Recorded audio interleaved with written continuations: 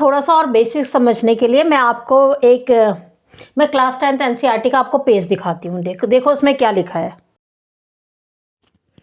देखो क्या लिखा है। However in this chapter from now on we will assume that all the experiments have equally likely outcomes. तो ऐसा क्यों लिखा है ये? हम एज्यूम करके निकालेंगे कैसे? देखो, जैसे मैंने कल आपको बताया था, बॉल का एग्जाम्पल सबसे ईजी होता है। देखो क्या मीनिंग होगी इसकी, थोड़ा सा आइडिया लगाते हैं ना। सपोज एक बैग में आपको मिलेंगी 3 आपको मिलती हैं ब्लू बॉल्स, ठीक है। 3 ही मिली है आपको रेड बॉल और 3 मिली है आपको येलो बॉल। तो ये क्या है, इसके जो आउटकम होंगे ये इक्वली लाइकली होंगे। अगर हम रैंडमली बिना देखे रैंडमली, क्योंकि बॉल आइडेंटिकल है तो कुछ भी आ सकता है, तो ये इक्वली लाइकली है। ये एक इवेंट है, ठीक है, गेटिंग अ ब्लू बॉल। अगर हम इस आउटकम को इसको कंप्लीटली 1 ले लें, इसको भी 1 ले लें, इसको भी 1 ले लें।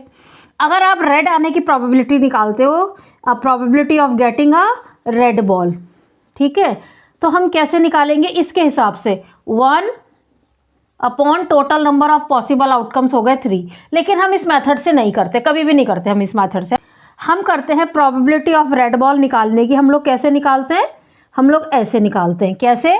3 जितने भी रेड बॉल है और टोटल नीचे लिख देते हैं, 3 + 3 + 3 9। लेकिन आप देखो सेम आता है आंसर। अब अगर यही काम हमने किया किसमें? नॉट इक्वली लाइकली में। कैसे? 2 येलो बॉल ले लेते हैं, तो बहुत ज़्यादा, मतलब ज़्यादा जो चांस है वो ब्लू बॉल आने के है ना, इसकी प्रोबेबिलिटी ज़्यादा होनी चाहिए। अगर हम ये चीज़ यहाँ पर लगा देते हैं, इसको भी 1 लगा लेते हैं, इसको भी 1 लगा लेते हैं, तो getting a probability of getting a यहाँ पर ब्लू बॉल के आने की प्रोबेबिलिटी कितनी हो जाएगी? 1/3, जो कि बिल्कुल ही गलत है। ये रेड की भी 1/3 हो जाएगी, येलो की भी 1/3 हो जाएगी। तो गलत आंसर आ गया, क्योंकि इसके आने के चांसेस ज़्यादा है। ये चांसेस ही तो बताता है, तो यानी कि ये जो चांसेस है इसके ज़्यादा आने चाहिए थे, है ना। तो इसीलिए हम इसको क्या करते हैं, हम इसको अलग अलग 3 इवेंट कंसीडर करते हैं। इवेंट तो देखो एक ही, गेटिंग अ ब्लू बॉल ये एक इवेंट है, और जो हम ब्लू को 3 मानते हैं, ये आउटकम्स हैं, ठीक है।